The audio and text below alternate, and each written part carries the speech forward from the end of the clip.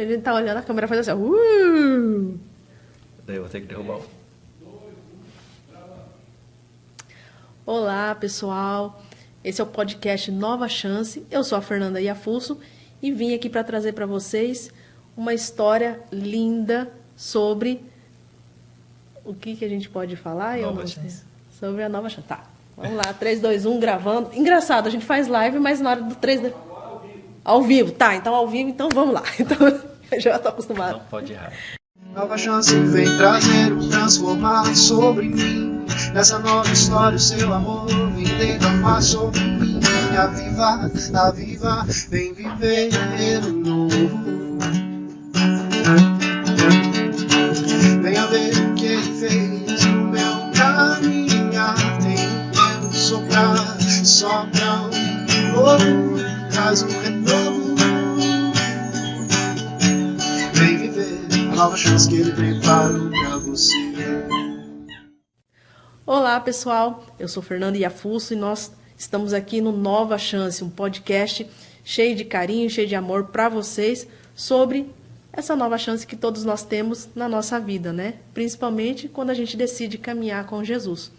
No nosso primeiro episódio, no episódio master de hoje, a gente traz aqui o Rafael Belo, jornalista, nosso diretor também aqui de comunicação do jornal O Estado Online, para estar falando também sobre como foi essa transição, esse início, né, desse caminhar com a vida ao lado de Jesus e com Jesus, né?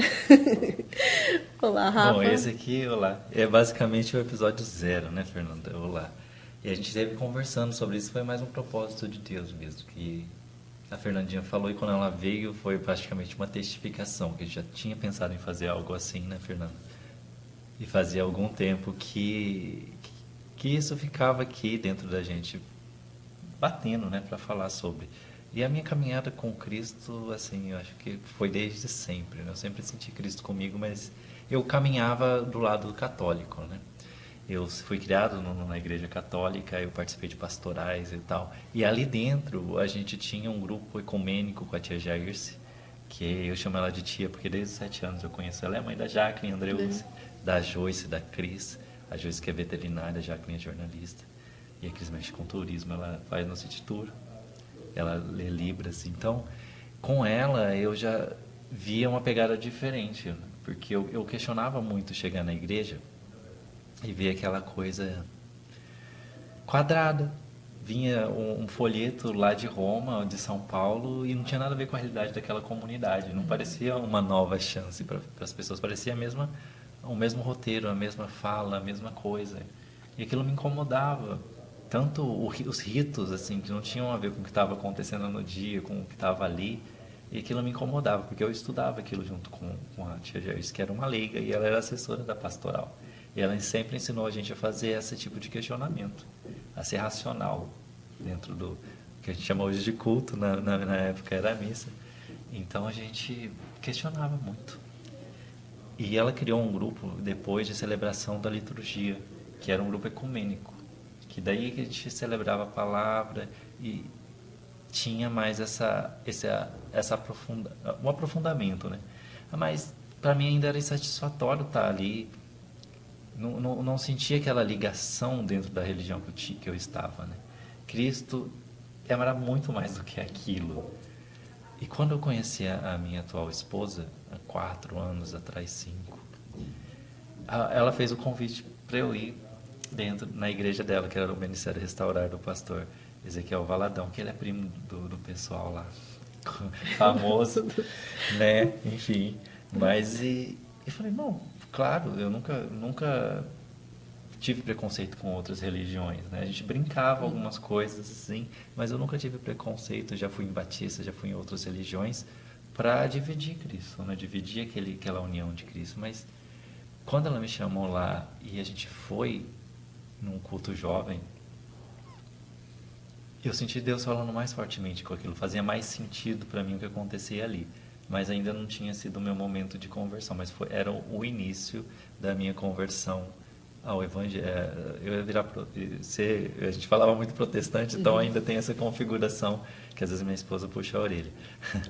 E quando eu fui, naquele dia, foi o princípio daquilo, aquilo que me queimou de uma forma que marcou, e a gente ficou falando aquilo a madrugada inteira. Foi o primeiro dia que a gente tinha saído, inclusive. E depois a gente foi no Ministério Restaurar, do pastor Ezequiel. Eu falei, nossa, era isso que eu esperava ouvir de um pastor, de uma liderança religiosa. E ali já queria fazer um encaminhamento para eu me converter. Porque eu vi aquilo ali, naquela forma, uma nova chance de eu enxergar o que eu sentia, da forma que eu sentia Cristo, né? E a gente viu tanto isso nessa pandemia, né, Fer? Dá toda essa reviravolta que a gente pode dizer, né? Então, assim, você falando aí, a gente pode ver aquele despertar também. Que você, de repente, você tinha curiosidade, eu fiquei aqui pensando, você tinha curiosidade de conhecer outras igrejas, de falar assim, eu vou ali naquela igreja evangélica. Ou nunca chegou de passar isso, né? Assim, eu tive más experiências, né? Como a gente estava falando na hora do almoço, a gente estava conversando um pouco sobre isso. Brevemente. A minha avó, ela frequentava, não vou falar aqui a denominação, mas eu ia com ela porque eu era obrigado. Não era uma coisa que eu gostava, eu tinha que ficar lá com ela horas, vendo aquelas manifestações, aquela gritaria. Eu falava, bom, mas Deus não é surdo, não precisa disso. Mas o por que que está isso? acontecendo aqui? E eu cansei de ver obreiros daquele local encostar nas pessoas e logo depois as pessoas caírem como se estivessem sofrendo uma manifestação demoníaca. Mas para mim, eu acho que foi até o dia que minha avó não foi mais, que encostou na minha avó e pediu para ela cair. E Aí minha falou, avó minha avó se manifestou na hora. Falou, eu não vou cair nada, você tá doido? Eu falei, bom, acho que agora a gente não vem mais aqui. Eu acho que não é legal. Então não era uma experiência boa, eu via com preconceito. Ficou essa restrição, assim. Mas eu nunca generalizei. Então quando eu tive essa nova oportunidade de ir, aí sim, eu falei, tá, agora eu tô vendo a coisa certa. Mas, assim, a gente pode, de repente, definir que você precisou passar por um processo para, de repente, voltar aquilo dali foi o início. Isso. Então, a gente poderia definir assim, você fala assim, bom, eu passei por todo esse processo. Nada com Deus é direto, né? Porque se for direto, você não tem aprendizagem, você não tem obstáculo. Que é o processo. Que a gente chama de provações, né? Então, se você não aprender, você vai chegar lá e vai cometer os mesmos erros que você cometia antes. Você tomou um atalho para chegar até ali, mas e aí, o que você aprendeu com esse atalho? Não aprendeu nada. Você andou 1 minuto, era para você ter andado 10 dias. E aí você chegou na hora ali. Então precisou de todo o processo que eu vivi para eu compreender exatamente qual que era a missão, o papel que Deus tinha para mim, tem para mim, né? Que eu acredito muito no que é o que a gente tem feito hoje. E também, você falando aí, é o que a gente também brinca, né? Que você fala assim, gente, então era isso? Você fala, gente, como assim? Era isso mesmo? E a gente vê como que é como se fosse uma colcha, né? De retalhos ali. São pedaços da nossa vida ali, que quando chega naquele momento, você olha e fala assim, então é para isso que eu vim, para isso que é o que o termo pessoal, né, comumente chama aí propósito, chamado. Não era um retalho, né? Era uma colcha. Era uma parte inteira, a gente que não conseguia enxergar o todo. A gente via só trechos, né?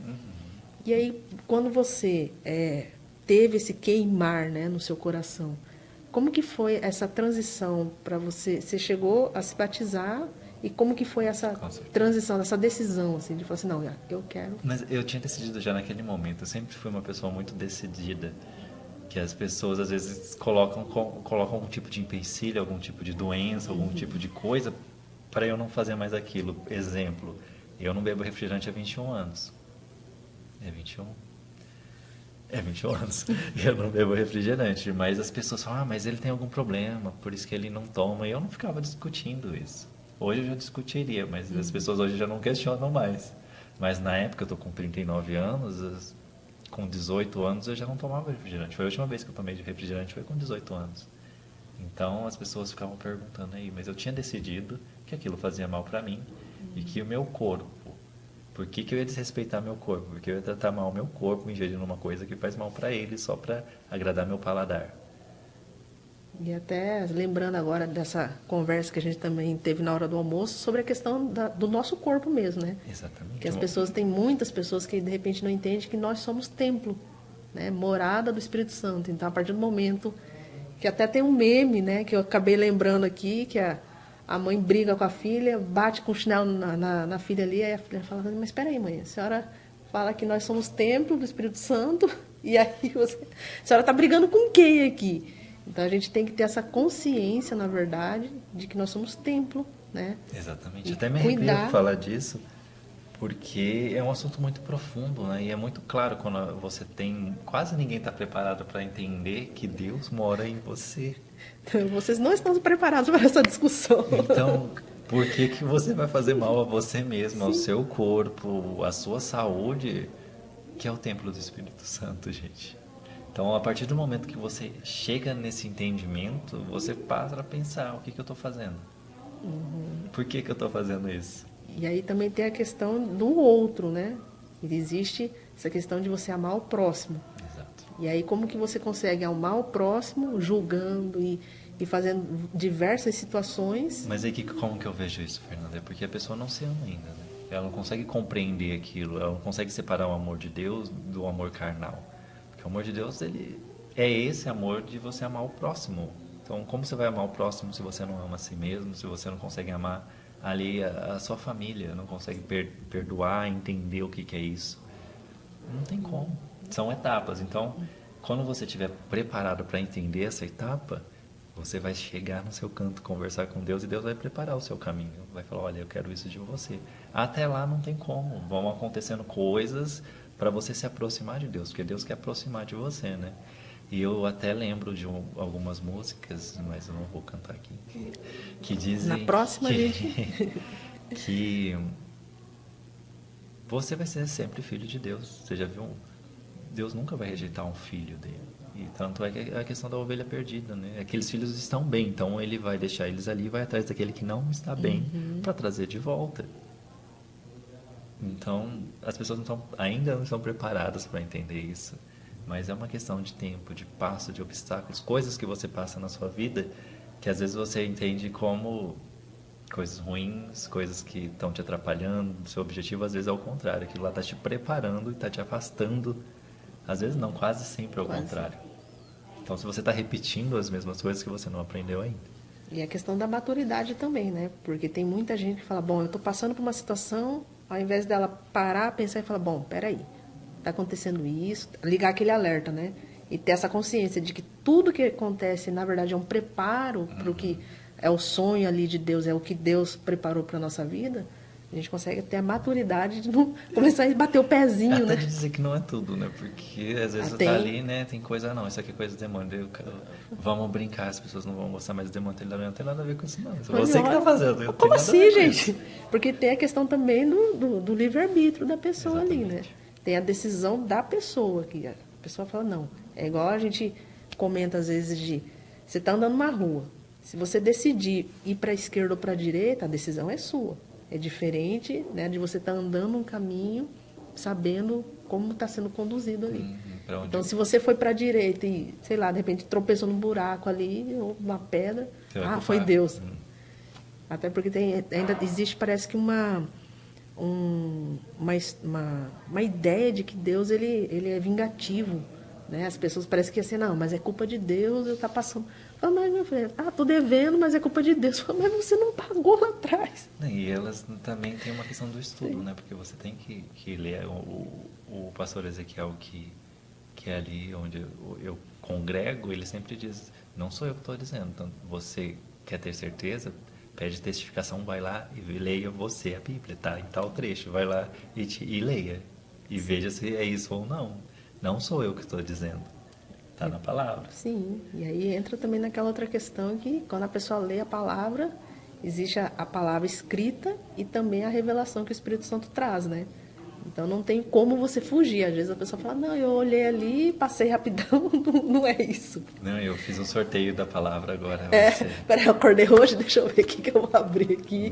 Não dá, né, gente? Não tem como. Você tem que conversar com Deus, pedir permissão para Deus. Você não precisa de intermediários para falar com Deus, com Jesus. Eles vieram justamente para facilitar, para ser o Jesus, o Deus encarnado, veio para mostrar para a gente como fazer. Ele não veio criar uma nova religião. Eu sempre falo isso, o pessoal acha que é polêmica, mas em que momento Jesus falou, olha, agora eu estou aqui, o cristianismo está fundado? Em nenhum momento. Ele veio aqui para cumprir, ele era judeu. Ele veio aqui para cumprir o Primeiro Testamento. A primeira parte do Testamento, ele veio ali para cumprir toda a palavra. Então, a segunda parte, o Novo Testamento que a gente chama, é Jesus cumprindo tudo que Deus falou que era para ser feito, que ia acontecer. Então, daí a gente lembra de Martinho Lutero, que veio aí a origem da nossa religião chamada de protestantes, pois elas protestavam naquela época com os indultos que a igreja criava para que a gente vê acontecendo hoje, inclusive em todas as religiões. Vendia pedaço de céu, pedia o dízimo ali para pagar os pecados. Que absurdo. E era isso que ele questionava. Ele não veio para criar outra religião também. Ele foi excomungado, ele era padre. Então, a gente vê as coisas acontecendo dessa maneira. Às vezes é necessário acontecer para tentar seguir da melhor forma possível, como os apóstolos faziam. Né?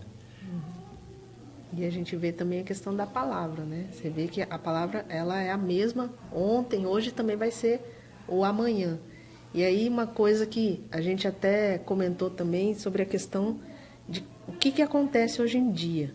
Aí vem o ponto que você agora é pai também, essa questão de como criar os filhos também, né? Porque assim, a gente está ali, a gente teve essa transição, essa nova chance, e aí como que você, agora na sua visão como pai, como que você vai conduzir seus filhos, sabendo que existe essa questão também dessa palavra que ela é linear, né? Ela é a mesma.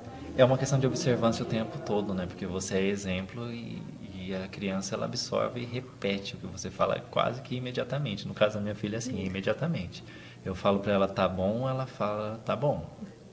É ali. Na hora ela fala. Então, quando eu vou falar com ela, por mais que às vezes você tenha esse erro de perder a paciência, eu agacho, olho no olho dela e falo, por que você está fazendo isso, filha? E eu tenho o cuidado de conversar com ela sobre tudo e tento ter esse acordo com a minha esposa. No caso, ela, por exemplo, ela tem que sair para fazer alguma coisa, eu falo, amor, não sai escondido, vai lá, explica para ela o que você vai fazer, onde que você vai, que você pode demorar, porque depois vai fazer o quê? Vai mentir para a criança, ela vai aprender. Ela acaba criando um padrão, né? Fala assim, então isso daqui pode. E a mesma coisa não censurar o parceiro ou outra pessoa na frente da criança.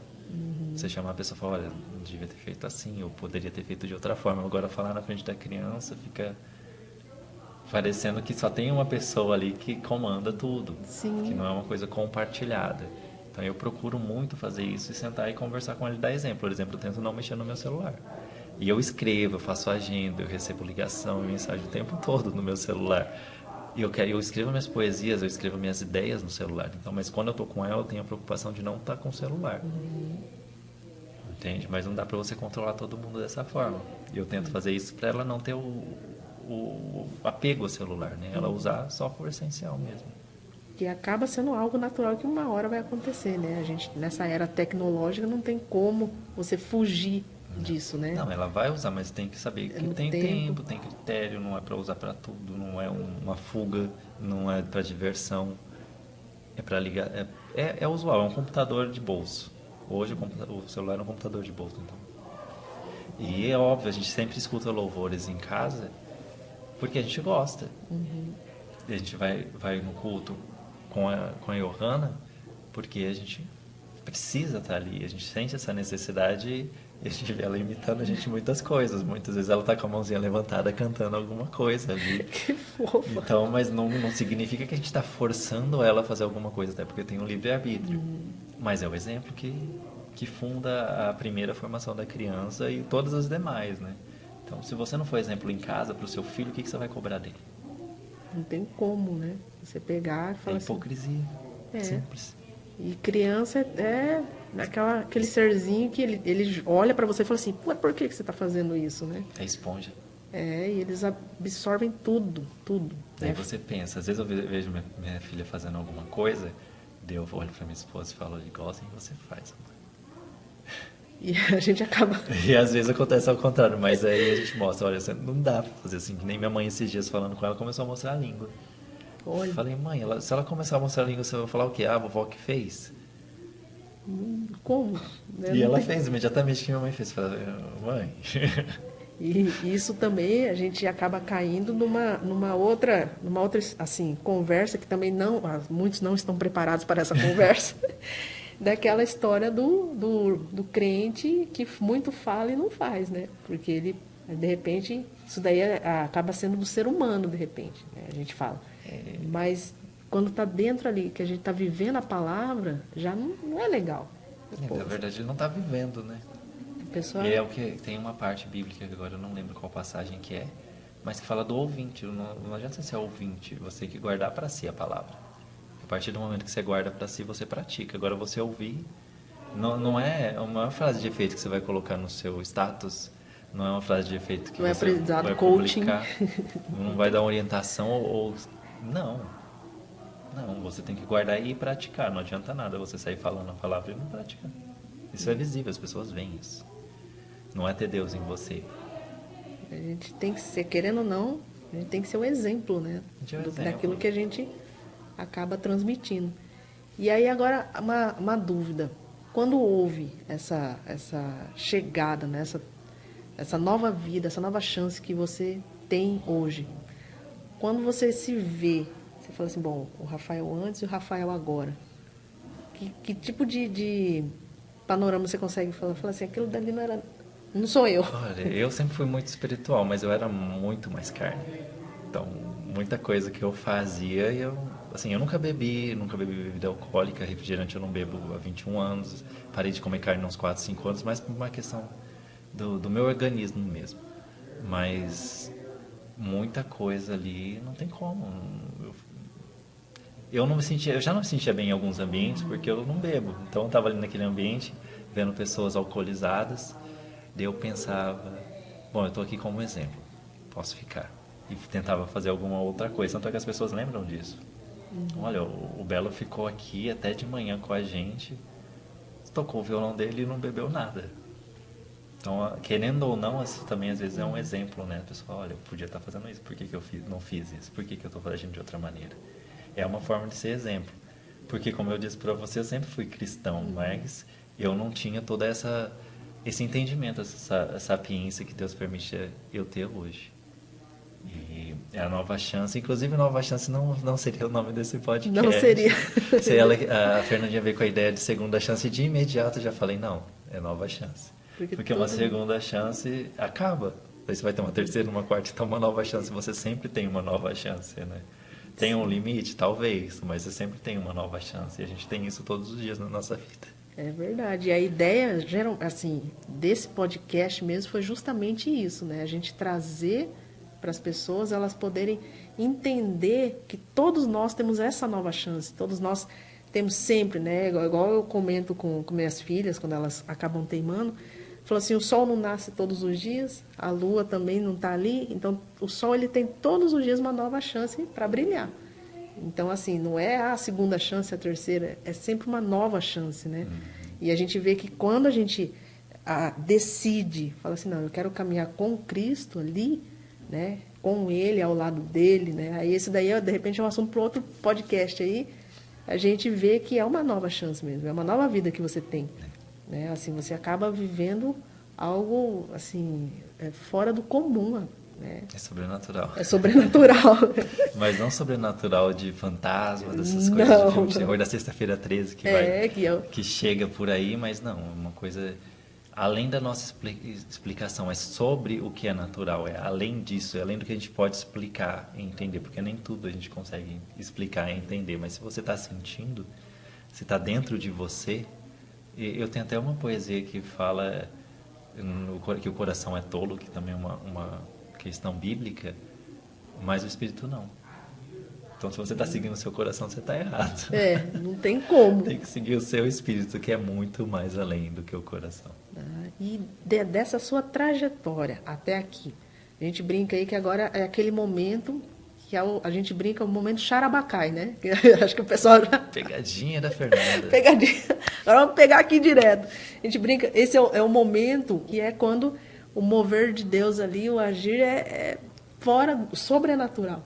E a gente sabe que tem esse momento na nossa vida, e agora a gente quer saber também com você, qual foi aquele momento que você fala, não, Deus, não tem como.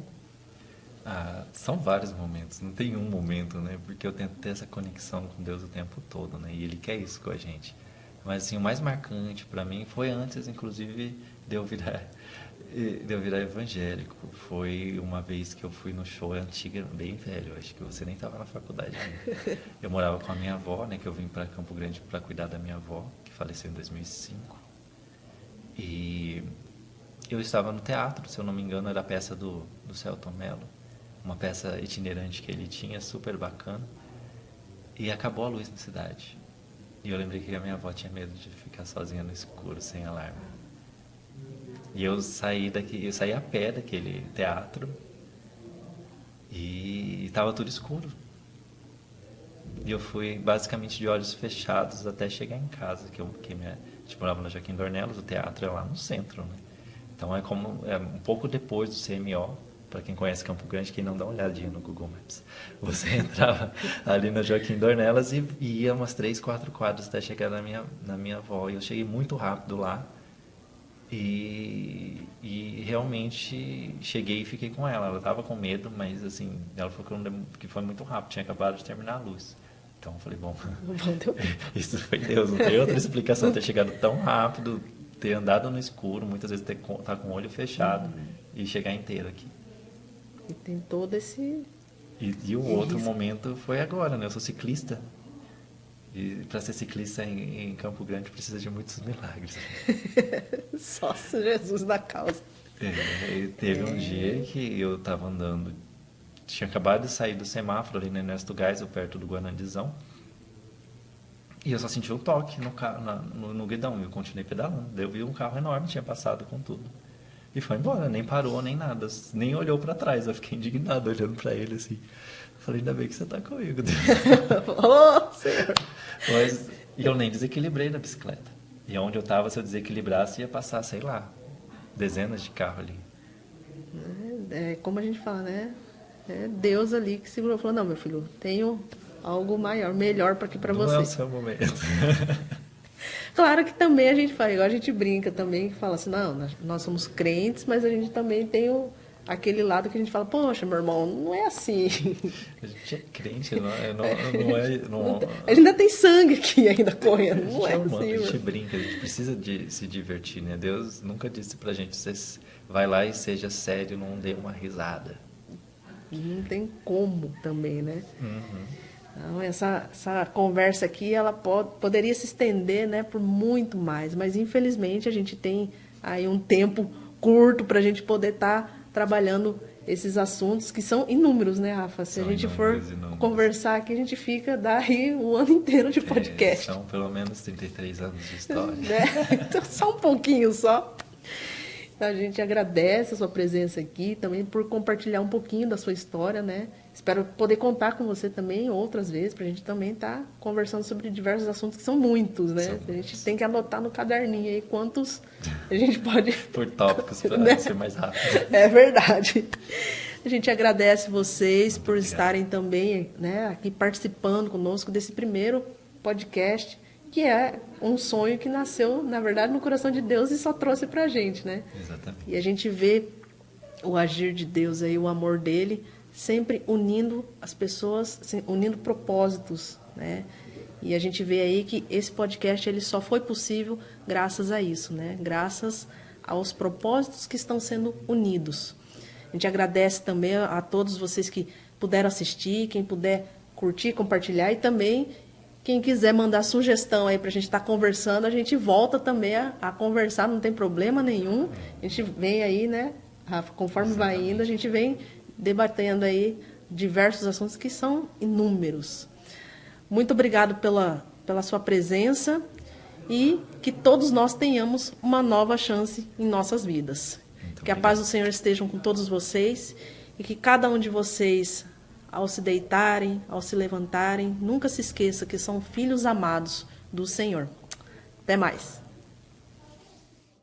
Nova chance vem trazer o transformar sobre mim. Nessa nova história o seu amor vem derramar sobre mim.